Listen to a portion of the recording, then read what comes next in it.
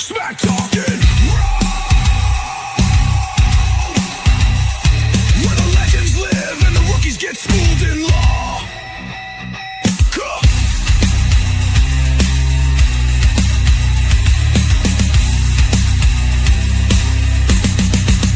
This ain't just talk.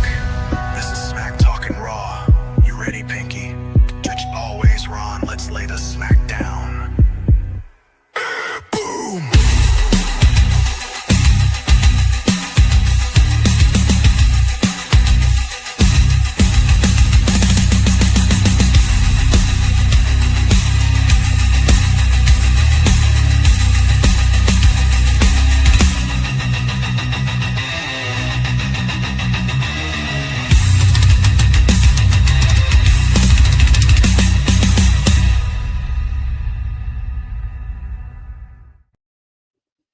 What is going on, everybody? I'm your boy Pinky. This is Smack Talking Raw. Nostradamus is back and ready to rock. Let's go. Rated R Superstar is back. Who has their own belt? The Ronnie T belt. The Rated R Superstar, the original. Ronnie T is back. Oh, man. How we feeling, partner? Man, I feel it's weird. I've been having shoulder problems for 5 weeks. I've been in slings. I've been in traction. I've been in chiropractic. I've been massaged. I've done everything. All of a sudden on Saturday morning, I woke up and for the first time in 5 weeks, my shoulder just stopped hurting. I didn't do anything. I didn't say anything. I just woke up. And all of a sudden it didn't hurt. And with just a slight tinge of pain today, I can say that I'm almost at the point of saying that I'm good. But I don't want to jinx it, because when you jinx it, that's when the situation gets cracked. You know what I'm saying? Yeah, you got to be careful with that, my man. Sir, yes, sir. Oh, man. So, how's your week been, brother? Well, I am back. I was sick most of last week. So it's good to be 95%. So the allergy stuff, has still got me. But other than that, I'm doing good, baby. Man, it's kind of weird. Like during the week, we get a chance to talk a lot. And for those of you that don't know, we're both in the financial game. I do mortgages, and Pinky's a financial consultant. So he's really good at helping people to get the plan that they need so they're able to make things happen. And mortgages is jumping off. I'm going to tell you right now, even though rates are a little bit higher than what they have been, I will tell you that if you're in the market to buy a house or anything like that, right now you're not in any competition, so you can go and buy the house you want to. Rates are going to come down, and if you wait until that happens, you're going to be in a swashbuckle of a fight trying to get through things and everything like that. So we're a wrestling program show, so I'm not going to talk about mortgages. You can always hit me up. I'll talk to you about later. But great things are going. I'm glad you're feeling well. I wanted to give some good feedback. So here's my Ron's rant. My Ron's rant is a positive rant. I'm seeing an uplift in professional wrestling right now. The product isn't still great. From time to time, I'll go back and look at 90s wrestling, 2000s wrestling, just to kind of get a reminder of like when it was popping back in the Attitude Era, etc. But I'm starting to see an uptake in the fact that WWE programming is improving. AEW's programming is outstanding right now. New Japan Wrestling's programming, fantastic. You got a lot of good conversation and things going on. So if you're watching Smack Talking Raw, we're going to get really real here in a minute about what's going on. But my rant today is good job leveling the ship a little bit so that it can be tolerable. Because for a lot of months, it was intolerable WWE. And I'm grateful to see that you're making some inroads to make it happen. So I'm done with, go ahead, Pinky, go from there. All right, buddy. Well, let me clean this up. Where? I didn't show you this one. This is the one I got signed by Mick Foley. Oh, buddy. Let's go. So I just need to get Adam Copeland to sign the other half. and that'll be one of my favorite matches that I ever seen in person. Is Edge versus Mick Foley on this belt. This would be sick. Well, I think we got to make that happen. We got to find a way. Sir. So, all right. So I'm going to start off, and people, again, we normally talk WWE, but we've been branching out and talking a little bit more AEW. So I'm going to start the show with a sad note. Toni Storm is injured. They have not disclosed what her injury is, and she is most likely out for most of 2026. So that's a huge hit to the women's division of AEW. I actually disagree. I actually think that having Toni Storm off of TV for a while is going to have the Liv Morgan effect, but even bigger, because when she comes back, people are going to have missed her for a long enough. So whatever direction she goes, heel or face, I think people will just really embody having Toni Storm back when she comes back. Well, I do think when things like this happen, it does bring an opportunity for the rest of the talent to raise their game and get the spotlight, right? Because she's not taking that spotlight away from them for a while. So we'll see what happens. But I was sad to hear. I was glad that we got to see her in Denver before she got hurt. So we got to see her and experience the Toni Storm experience. So I hope she has a speedy recovery and we see her again soon. That's right. Toni Storm, she is a treasure inside of this business. And to think she was once upon a time in WWE and they just let her walk. It's crazy to me that she doesn't look anything like she did when she was in WWE, and yet she is as over as any female on the planet right now. For real, for real. She absolutely is. All right. So MJF, which may be one of my favorite male wrestlers right now. I just like his whole thing. I'm better than you and you know it. Calling people pores, doing the whole big Hebrew Jewish thing is great. Love it. He, after winning the belt, or not winning the belt, but he is still champion.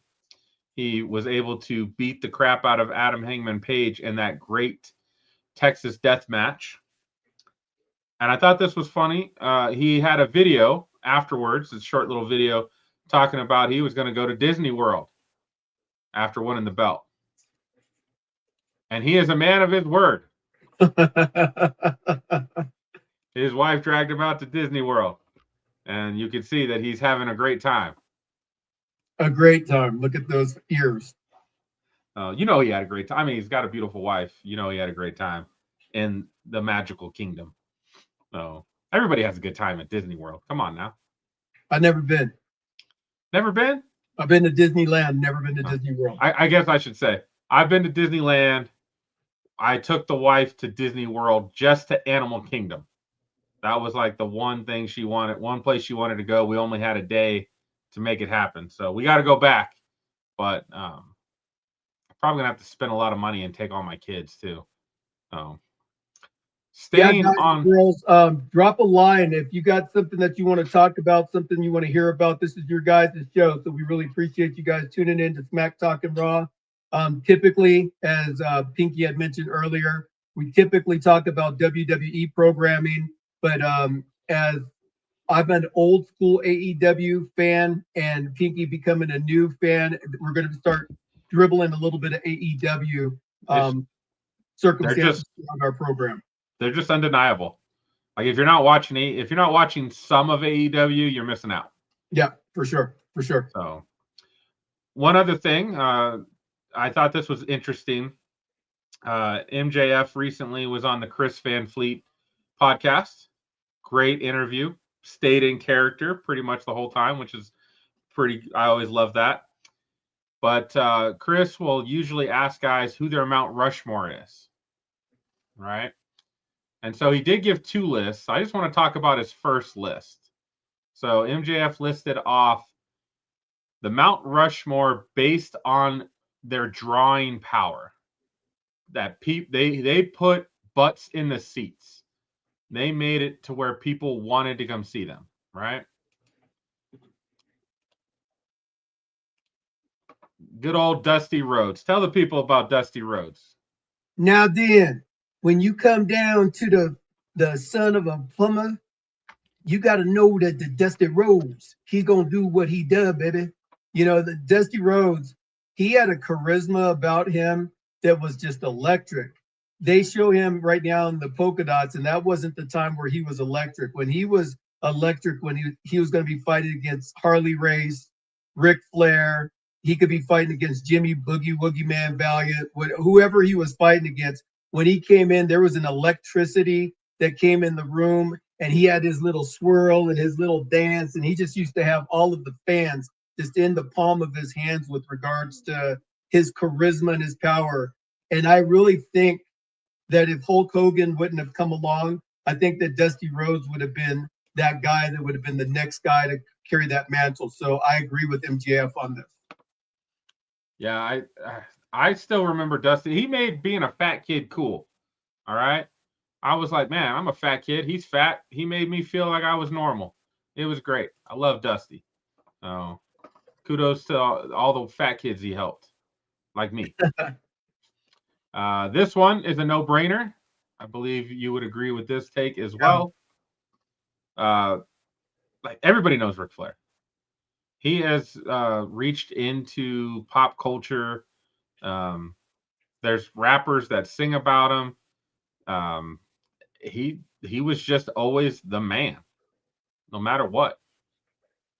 You know, I have a couple different stories about Ric Flair that probably you're not aware of, but there was a show back in the day. It was called Wrestling Challenge, and Gorilla Monsoon and Bobby the Brain Heenan, they had like a Johnny Carson type show. And when Ric Flair first made his initial entrance into WWE, Ric Flair came out with the World Heavyweight Championship on that program, the first time that he brought that title out. And Bobby Heenan comes out from behind the commentary booth, and he's like stumbling and stammering all over yeet. And then everybody was like looking at him like the real world's heavyweight champion, the real world's heavyweight champion. And Bobby Heenan just kept saying that over and over again. And the thing I can remember is when Ric Flair beat Harley Race at Starrcade for his first world heavyweight champion. And Harley Race was the dude. And you could just tell that the new era of wrestling was going to come in. And who would have thought that he carried that decade, that for 40 years, he kept the wrestling record for the most titles ever. Like he had it from 92 all the way through when John Cena just broke it right now. So that's 30 some odd years that he kept that title. So that's incredible length of time to be the man. Ric Flair was absolutely the man. And then Stone Cold. This guy's drawing power was off the charts. Like he really helped turn the tide when it comes to the Monday Night Wars. You know, when I think of Stone Cold, I have to think about all of the different variations of Stone Cold Steve Austin. You have Stunning Steve Austin in WCW and NWA. You have the Ringmaster. The WWE. You have all these different characters, but all of a sudden you mess with your character and you're like, I want to be this dude, and it hits. He's made for all of eternity. Nobody will ever forget Stone Cold. Like they'll be talking about him long down the line. It's still arguable that his entrance music, just the initial sound, is the greatest entrance of all time. All time. Except for Hulk Hogan when he came out to I Am a Real American. When Hulk Hogan came out to I Am a Real, you'd hear dun, dun, and it would be like everybody would just lose their damn mind when Hulk Hogan came out. Same thing with Austin, though. Two of the best entrances of all time. So he didn't mention Hogan, which was a surprise. And maybe that's because of recent if you think Hogan's a bad guy or not, right? But there's no denying Hogan should have been on this list. He mentions The Rock briefly, saying that The Rock is probably on there, but maybe his tenure in WWE was too short. But it was everlasting. Like, The Rock today could sell out an arena. Right now. Like, without a doubt, people will go see The Rock because he's The Rock. And I don't know if we've ever had Ric Flair's up there, but The Rock's shit talking. He had so many catchphrases. Like, so many. Like, almost everything he said became a catchphrase. Yeah. So, he did mention The Rock. Pebbles. I remember him and John Cena going at it. He's like, Fruity Pebbles. And then, as you just mentioned, John Cena. And that's based on John Cena, carrying the brand for a very long time. And the guy moves merch. He's the ultimate babyface. Oh, he did it on that list, I would replace Dusty Rhodes with Hulk Hogan, because there's nobody that put more butts in seats than Hulk Hogan ever. I would probably agree with that. Yeah. This was MJF's list, so just make sure everybody's clear on that. Yeah. This was not Pinky's list. This was MJF. Oh, all right. Got another topic for you. You said that he had another list. So he did he did another list. I forget the guys he mentioned on that, so I'll bring that up. Maybe we'll do that one next week. So we'll talk about that next week. Okay, no worries. Go ahead. All right, we got WrestleMania coming up. We are 4 weeks. Yeah, we're less than 30 days. We're getting there close. I am not going to even get to watch this live unless I watch it when the wife goes to bed, because I'll be in Hawaii. So I'm still kind of sad about this, but part of me is almost thinking maybe I'm not going to be missing anything. What do you think, Ron? Is there hype behind WrestleMania right now? There's no hype, but they're starting to put together a card. And so if I'm this could actually be one of those WrestleManias that becomes a sleeper, because I think WWE is going to try to throw out all stop to make sure that this particular WrestleMania can come off, because everybody's doubting them. Fan interaction is bad. They're not selling tickets and everything. I didn't expect that Becky and AJ would make it, but they're stacking this card now with a whole bunch of stuff. And you got. Are you excited about seeing Becky and AJ again? I think they're going to up the stakes for this match. I think it's going to be like either a woman's fall count anywhere. It's going to be where it's upped a little bit. They're going to try to steal the show with this Intercontinental title match. I think that Cody and Randy is a good one. That's all of a sudden became good because of Randy's changing of demeanor, his being on the phone with somebody. It's kind of put some layers to the conversation. What I'm not super impressed with right now is CM Punk and Roman Reigns. Yeah, they had the interaction that they had last night, and they've been having the trash talk and everything like that. But it's kind of it's predictable. And I want it to be a little bit unpredictable, because CM Punk, the Punk that I know from the past, is very unpredictable. And I think that they need to get that formula in there somewhere. I got really pissed off thinking about last week's Raw, where CM Punk, one of the best on the mic, the worst thing Roman could say is "you're old," and that's what got him pissed off. Right. We can do better than that. People that aren't on the match, you have Gunther, who came out as the Legend Killer, beating up on John Cena, making him tap out in his last match, whatever.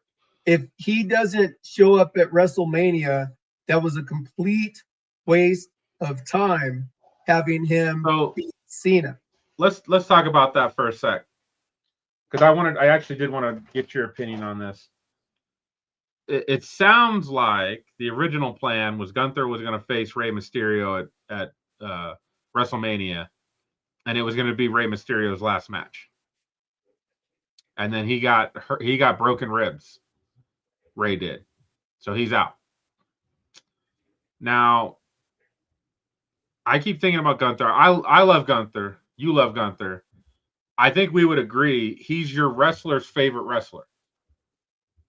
If you talk to an actual wrestler, I guarantee they love Gunther because he wrestles, and everything in between those ropes means everything to that guy. You can tell.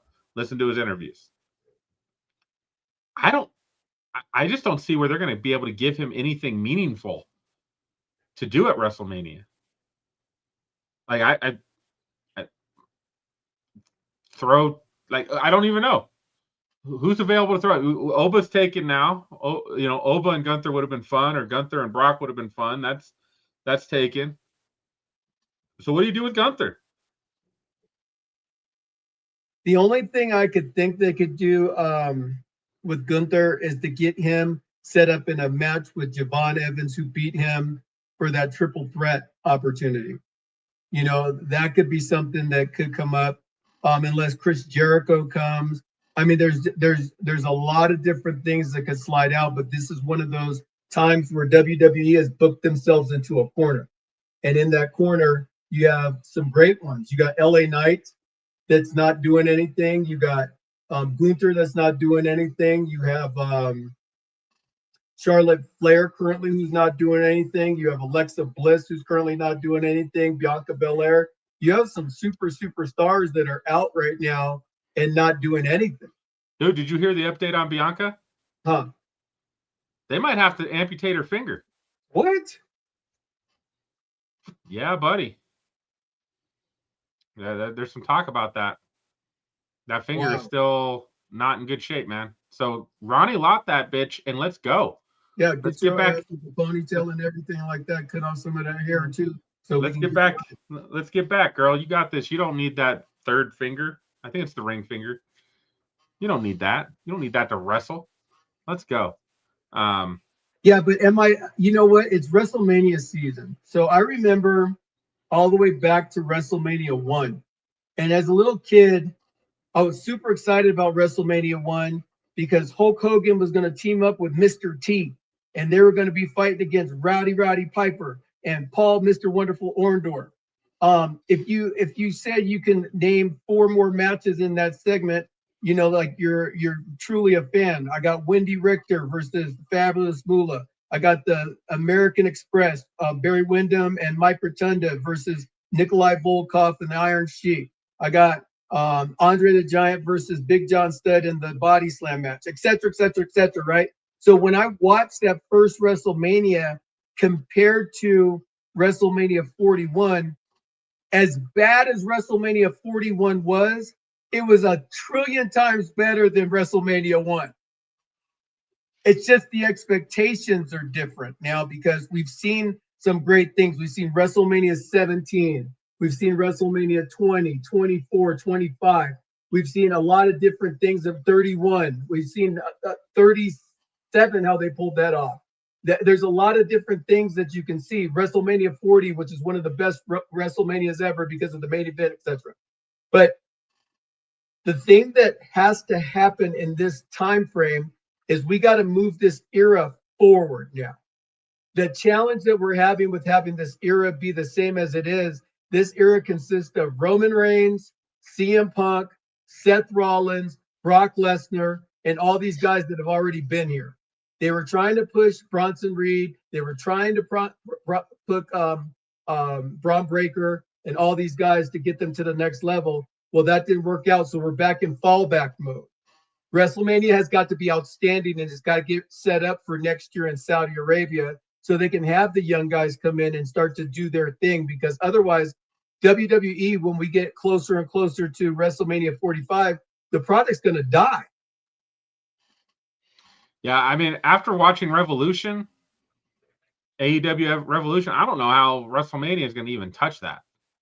That card was full of, what you would consider 4- and 5-star matches. Yeah. Like the whole card. I mean, we talked about it. We had fatigue from watching how many damn matches that had us sitting there on the edge of our seat. And then by the end, we were like, "Ooh." I had to pick my match, and I said, I got to take a nap right now because I'm exhausted. Watching all these fantastic matches, it was incredible. So you brought it up, and that's kind of where I wanted to go next. Is Saudi Arabia. So obviously we've got a conflict going on in the Middle East, and currently the night of King and Queen of the Ring was supposed to be in June in Saudi Arabia. That's definitely not happening. And then I guess there was also a PLE scheduled for November in Saudi Arabia as well.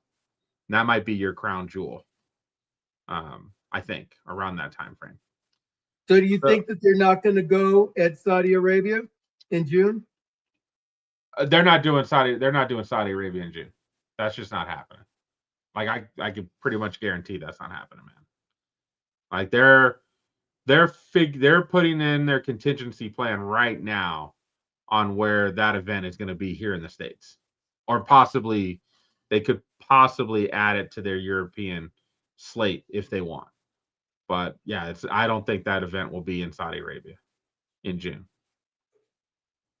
Too much conflict going on, man. It's dangerous. Now, all of that also puts into question WrestleMania 43. Now, I'm willing to bet if they don't do Saudi Arabia for WrestleMania 43 next year because of the conflict, it'll be back in Vegas again. Which would be terrible. Which is already terrible. I can already tell you, like, I think Vegas is great that it has the infrastructure, it has the lodging available. Obviously, WrestleCon. There's so many wrestling events that are happening that weekend, everywhere in Vegas, and Vegas can handle it. So yes, it makes sense. But, and I don't want to just go see WrestleMania in Vegas every year. I want to go somewhere. Right. That's the whole purpose of it. I've been to 10, 11 WrestleManias, and I've been to 10 WrestleManias, and I've only been to the same venue twice, and that was at the Arrowhead Pond. I went to WrestleMania 12 and 16. Other than that, I was at the Garden for 20. I was at the Citrus Bowl for 24. I was in Reliant Stadium for 25. I was in the Miami where the Dolphins play for 28. 30, I was at the Superdome. 31, I was in Santa Clara. 32, I was in the Cowboy Stadium, and 40, I was there at in Philadelphia. Yeah, so I mean, if they had, like, originally this was supposed to be New Orleans, and I was like, dude, we got to go. Yes, we need to go. Yeah, for sure. Like, I'd go party with you down on Bourbon Street, and we'd just be partying with wrestling fans. That sounds like a great time. It's incredible. WWE and New Orleans in the same place. It's unbelievable. There was a wrestling match that broke out on Bourbon Street when I was there for WrestleMania 30, and there was a police officer's horse that pooped in the middle of the match, and one of the props was guy did a back body flip on a guy right into the horse's poop. It was gross, but it was awesome. It was just gross for good for you, but gross for them. Right. That's awesome. So I'm wish this conflict would get over, because I was on board of going to this WrestleMania in Saudi Arabia. The wife kept telling me no, and I was like, no, I'm going. Because we can get tickets to this cheap, and then we just got to pay for lodging and airfare. I bet we'd spend half what we would spend going to WrestleMania in the States. Well, shoot, if they were in a different location than Las Vegas, because obviously the ticket prices are going to be, they have them continually going down, down, down. But it's the lodging thing. Now I got some friends that lodging's easy in Vegas, man. It wouldn't lodging wouldn't be bad. For that, that's where they make their money. Yeah, but they just want to get you there so you get into the casino and lose your money in the casino. So you could still find really good deals. When we were out there for the Super Bowl, I had good rates on some rooms before the Super Bowl. So it's not an issue. Now, if you want to stay somewhere super nice, yes, of course. But we stayed at Aria during Super Bowl week, and it was. I forgot you're down and dirty, bro. I forgot about it. Hey, I'll stay at Planet Hollywood. I'll stay at. I mean, it's not the Mirage anymore. They're getting rid of that, but I'd stay there. Like, none of those places bother me. Those are all good places. Yeah, once upon a time they were 5 stars, and now they're 1 star, but that's because they got all these other big stars there. Right. You know, WrestleMania coming to Saudi Arabia. I never ever thought that they would go that far before they went to like Canada again or to South America or something like that close. So it is a risk. We have a rising conflict right now, and what's going to happen with this event? Only time will tell. Yeah, I got a feeling if this isn't resolved, I would say by August, September, they're going to replan WrestleMania, and they'll probably move it right back to Vegas again. And then I might go. I just might wait till the last minute to buy tickets because they keep dropping the prices this year. Every week you wait, you're getting a cheaper price. They've got tickets for night 1 are down to like 200, and night 2 is down to like 170. Where are the seats? They're still up high, but those are like the cheapest ones you can get right now. But the cheapest when they first came out, they were all like 400 a piece. Yeah. For nosebleeds. So you were spending almost a G just on nosebleeds if you're going to both nights. Now you can go both nights for like $400. So sitting in terrible seats. I'm gonna look up ticket prices right now while we're talking. So keep on going, friend. All right. So let's move on, and we'll talk about SmackDown. I was entertained by SmackDown this last week. I think for the most part, since it's gone to 3 hours, I've been entertained. What do you think about SmackDown recently? I think that I think it's gotten better recently. I think that when they first went to 3 hours, it was really a chore to watch the product. Well, it was 3 hours, then they went back to 2, and then they just earlier this year brought it back to 3 for whatever reason. And now Road Dogg's gone as well. They got rid of Road Dogg, kicked his ass to the curb. Yeah, Road Dogg is out, so that's a big thing. Yeah, I'm seeing so section 304. I'm sorry, I'm digressing for a second. All good, baby. B6. $4,498.65 for B6 Center. I don't know. I don't have any aspirations to really go to WrestleMania this year. My commitment to WrestleMania, and for those of you that are watching either now or later on, my best friend Cal, he got killed in a car accident back in '97, and he and we went to my first WrestleMania, and he was my best friend growing up. We started being friends at 12. Both loved professional wrestling. The only thing that was wrong with him is he liked the Raiders and I liked the Broncos. And my entire time that I knew him, the Raiders beat the Broncos 12 consecutive seasons in a row, to where it was pitiful, just awful. And on the year that he died, the Broncos won the Super Bowl and they beat the Raiders that year. So it was like crazy. It was like a gift in the loss. Well, we went to WrestleMania 12 in '96, and he died in '97. So I promised every 4 years, because we were represented the 4 Horsemen, every 4 years from the time we went, I would go. So I went to 12, 16, 20, 24, 28, 32, 36 didn't happen because of COVID, and 40. So the next one is 44 that I have a commitment on, and wherever that's going to be in the planet. Wouldn't that have been interesting if that was Saudi Arabia, right? that might be Saudi Arabia now, once, depending on how things go here. So I'm in. The Saudi show is getting The Rock too. I'm pretty confident the Saudi show is getting The Rock's final match. They're going to pay him like $50 million, get his final match, and we got to be there. We got to see that sucker. So we'll see how it goes. Here's my boy Jacob Fatu. He got pulled through a car, and not just any car. He got pulled out of an Audi. Yeah, small car. I was like, that's messed up, man. I was like, there's no way he's in an Audi. And then you ruined an Audi.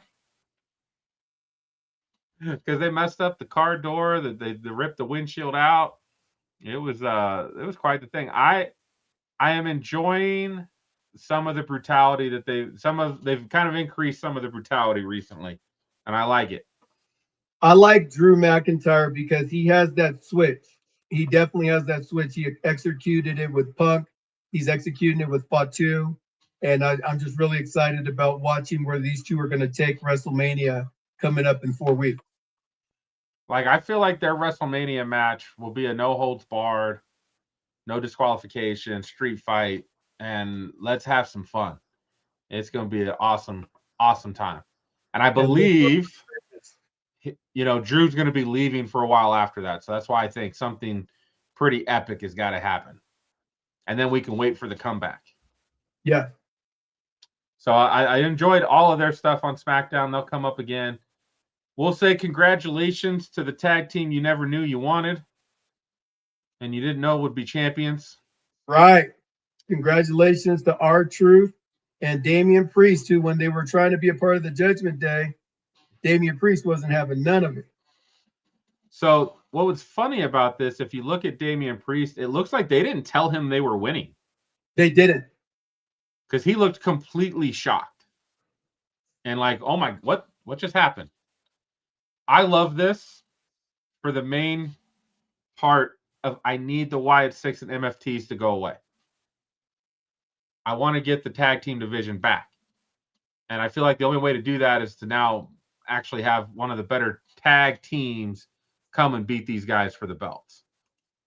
You could have the Street Profits come back. You could have a lot of different people come and do some things. Fraxium, and Motor City Machine Guns had a match. Perfectly fine match. And it just makes you go, where the hell's this been? Because the tag team has been basically MFTs and Wyatt Six for the last 6 months.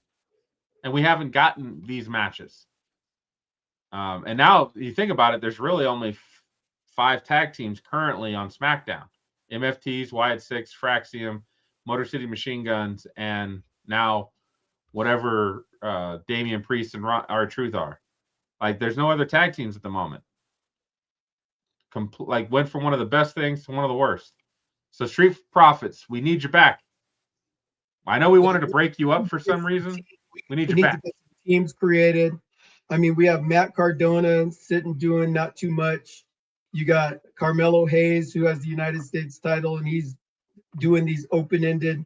They need to get out of the open-ended challenge of the U.S. title and let feuds develop. He needs to have some feuds going for a little bit.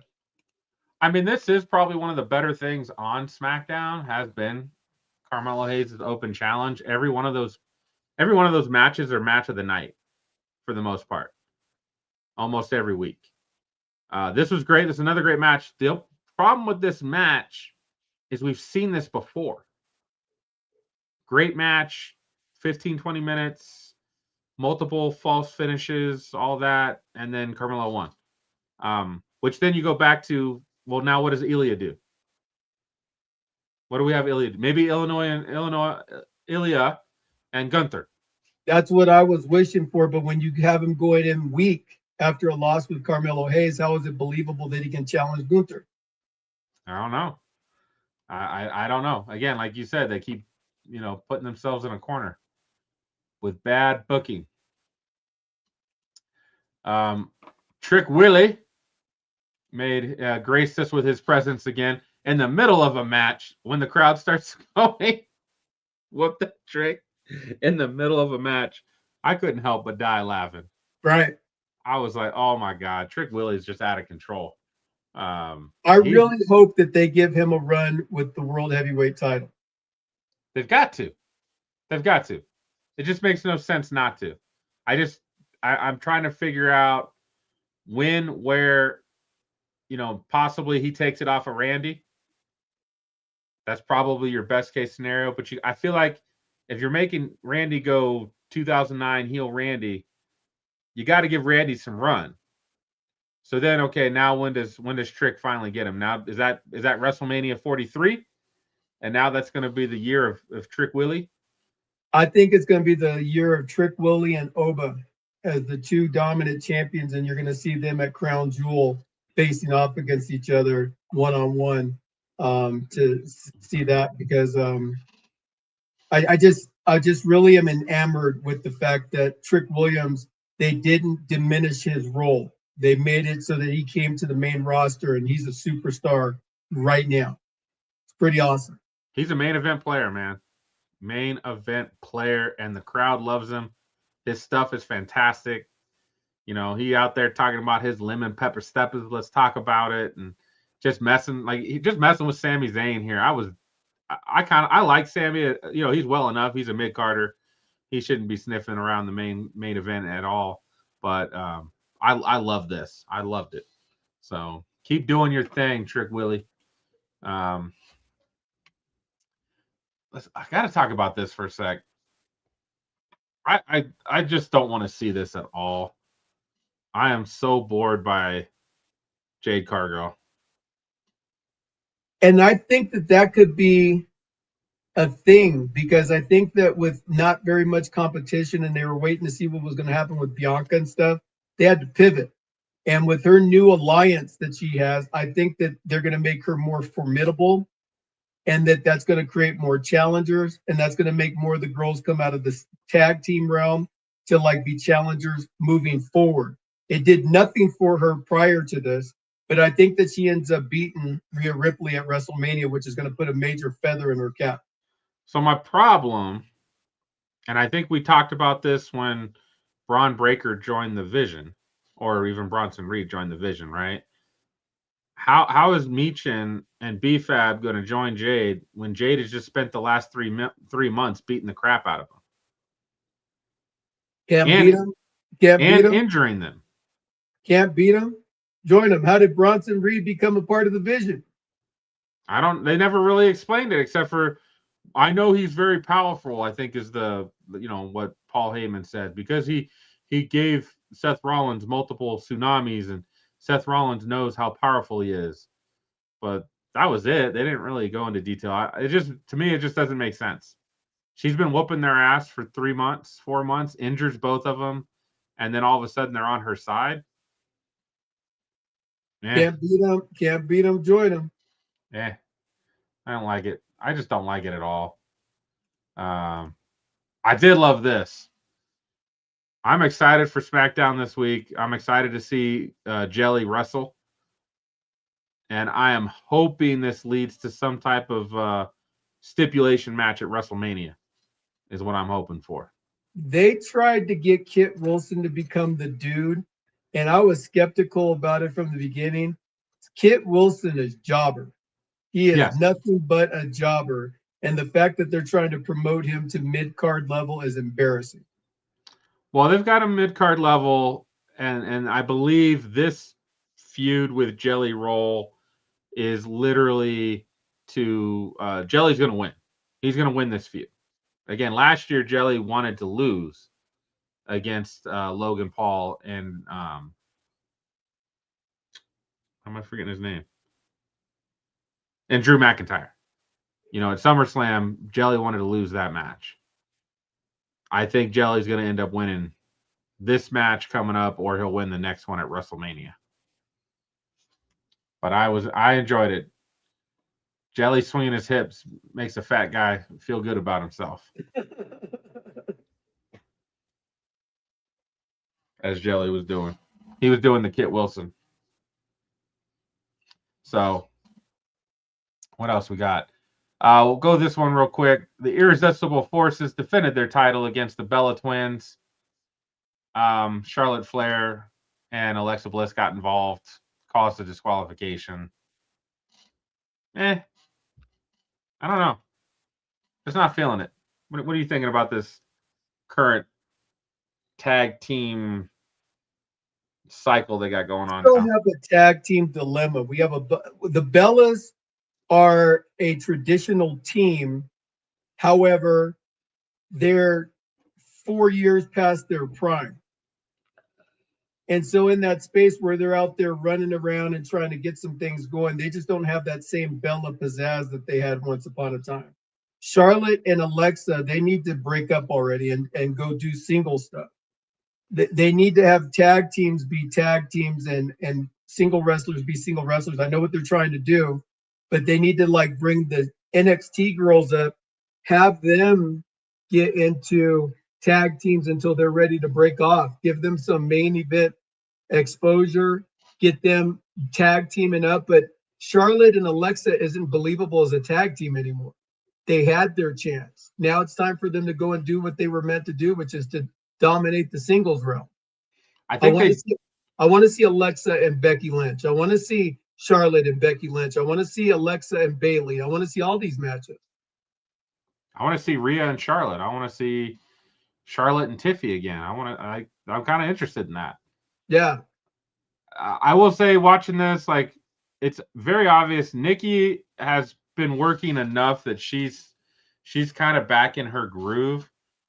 This was Bree's first match. She looked a step slow.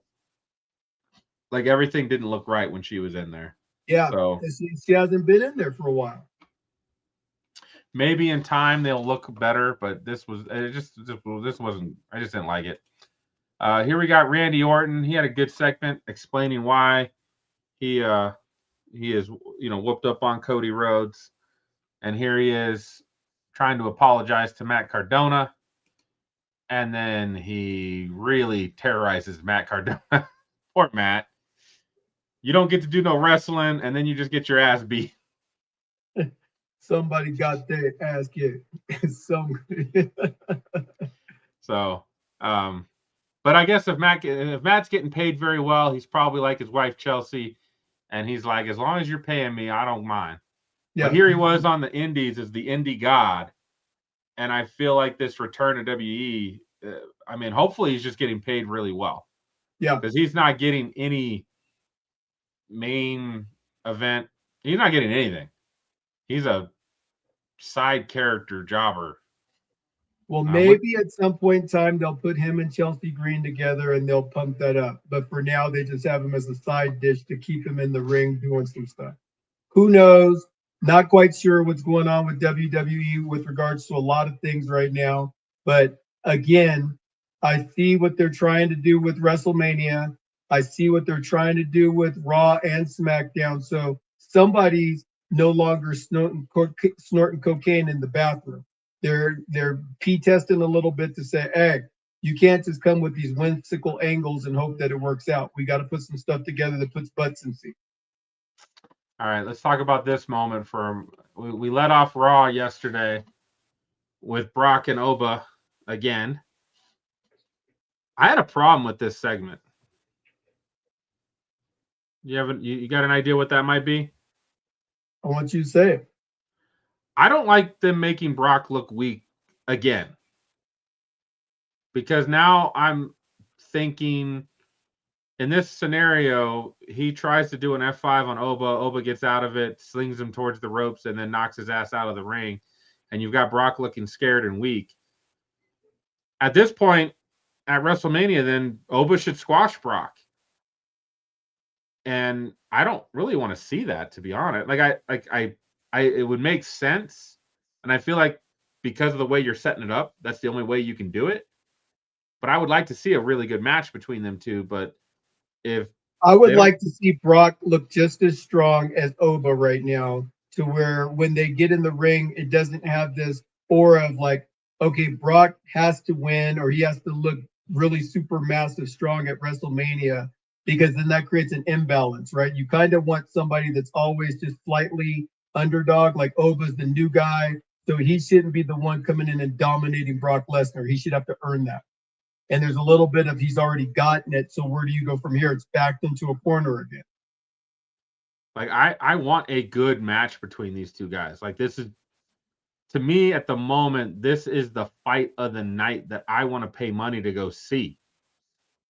Like Roman and CM Punk, okay. Cody and Randy, okay. I'm interested. But like, if you were telling me like I could go watch this live, I would pay money for that.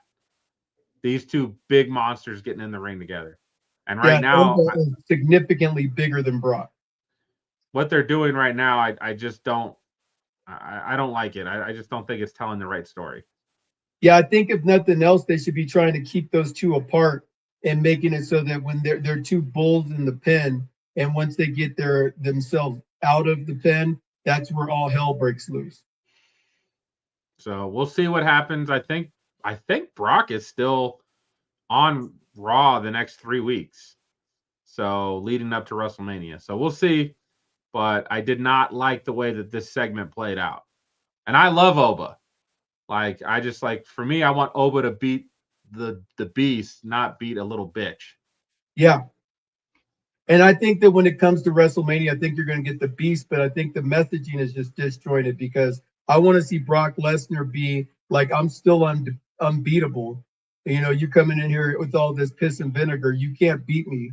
You know what I mean? I want him to still have that era about him. All right, this is a quick hitter on this one. The Usos against the Vision, nobody cares.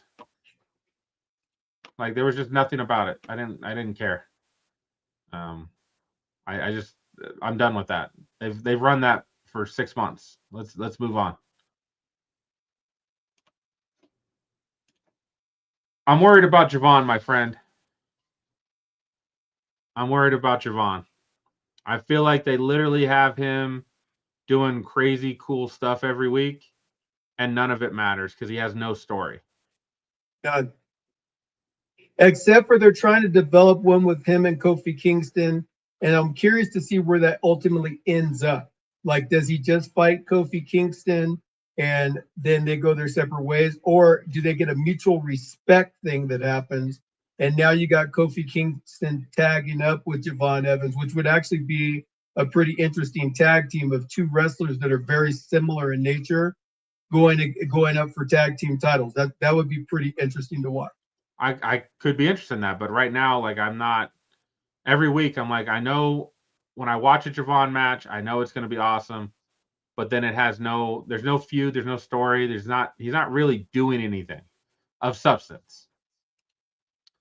Let's see. Of course, this is a quick one. We had Seth Rollins get arrested for punching Paul Heyman. I don't know where this is going. Without Braun, without Bronson, I just don't know if this has any real payoff unless Braun's going to be back by WrestleMania. Maybe there's some rumors about that he might be ready. But what'd you feel? Did you feel anything in this? I didn't. It was like whatever. It feels like they just ran the segment like Braun Breaker was supposed to be in the ring and Seth Rollins is supposed to be like talking to Braun and to Paul Heyman. And it's like Paul is like, I know something you don't know, or something to that effect. Maybe joining the division, LA Knight, maybe. I don't know. Like, it's disjointed, the story. I thought this was fun. I think Lyra and Bailey are a great tag team, and of course the Kabuki Warriors are a great tag team.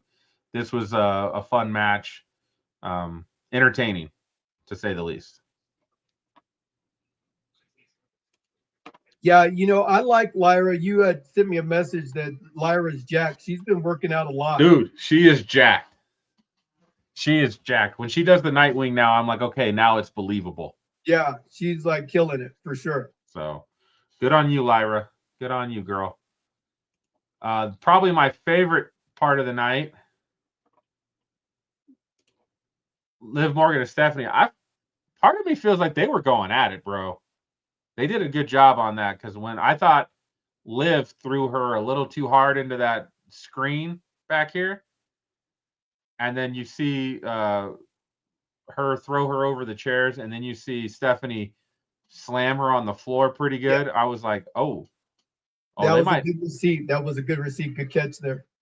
So I was like, this is going down. I am ready for this match. I know Liv's gonna win, but I'm ready. I just feel like that makes sense. We'll talk about it more and break it down. We've got a couple minutes left, so I'm gonna try to get through. Just got a couple left. I think we talked about it last week. Penta's entrance has been magnified by like 10 times with him being the champ. I mean, he's got a whole firework display in the ring now. They were doing one before on his entrance, and now they've got it actually in the ring as well. Yeah. Way over the top. Love it. Keep going. Yeah, but Penta still has no presence going into WrestleMania. It was better Dominic versus Finn Balor. Right. And that's another thing with the U.S. title has no real story. The Intercontinental title with Penta has no story right now. There's no competition, no feud. There's just nothing we can really get behind. Do better. Do better. Tell like better what story. I would have done, just so that this is clear, Obafemi left the NXT title inside of the ring. I would have had him come out immediately and start chastising Dominic Mysterio or Carmelo Hayes. You know what? I came here to win championships. I want your belt. And then he comes out and takes the belt, keeps it for like a year and some change, and he does the same thing with the Intercontinental title. Throws it to the side. I'm coming for the world title. Just make that his whole persona. Like I don't want this stupid belt. I want this one now. Right. Now I want the crown jewel belt. And he just comes and just dominates. That would be nice. That would have been nice. Again, we talked about it. I don't know why they were confused on how to write Oba and having him mess with the War Raiders and having him mess with Kit Wilson and having him all of that didn't matter. It didn't matter. Gross. We had CM Punk getting speared by Roman. Roman looking like he's crazy and the man, and I don't know, man. I don't know. We still got a couple more weeks of this too, so I don't know how I'm feeling all this.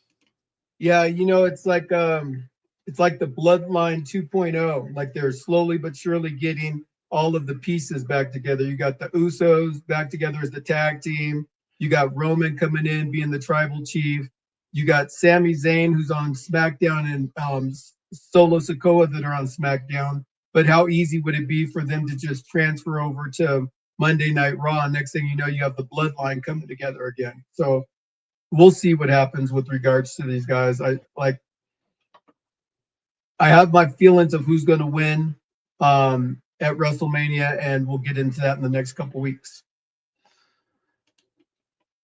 We've got to talk about, of course, no Smack Talk and Raw would be without Danhausen.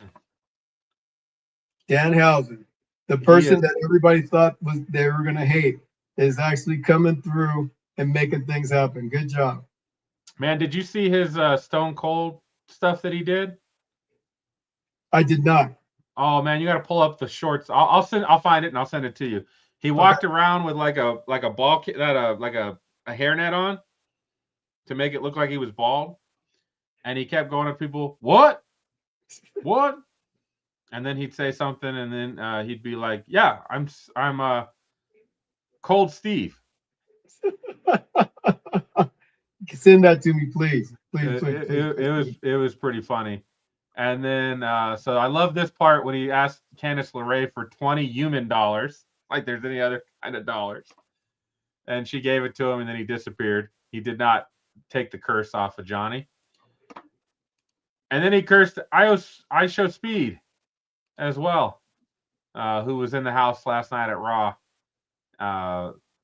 This has been great. I still need him to get in the ring and wrestle, but I mean, for comedic relief, he has been amazing. And great for the kid, and great for the kids too, because they look at this creature character and they're like, I like him. I want to buy his stuff. He's like, you can buy all of my stuff, or you will be cursed. When I listened to his interview with Chris, he did an interview with Chris Van Fleet. I like Chris Van Fleet. He does great interviews. And he did it about a year ago with no paint on, just him, talking, and he's a big Simpsons fan.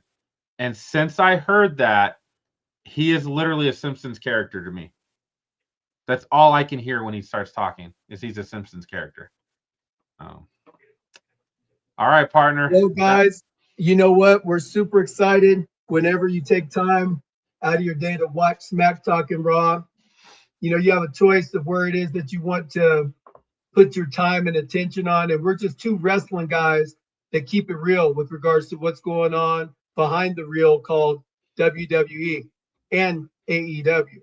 So we're looking for people that want to subscribe. If you haven't yet subscribed, do that. Tell a friend, tell a bunch of them, get a Michelin man, do what you can, because if you don't like what we're doing, you're either going to be cursed or we got 2 words for you.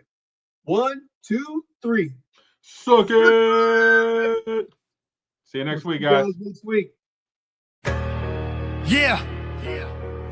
Smack talking raw. Ron and Pinky in the house. We the main event, yo, the crowd gon' scream. Cena hit the ring, you can see me theme. CM Punk pipe bomb, truth getting told. Stephanie Curve in the ring looking bold. Pinky's on the mic.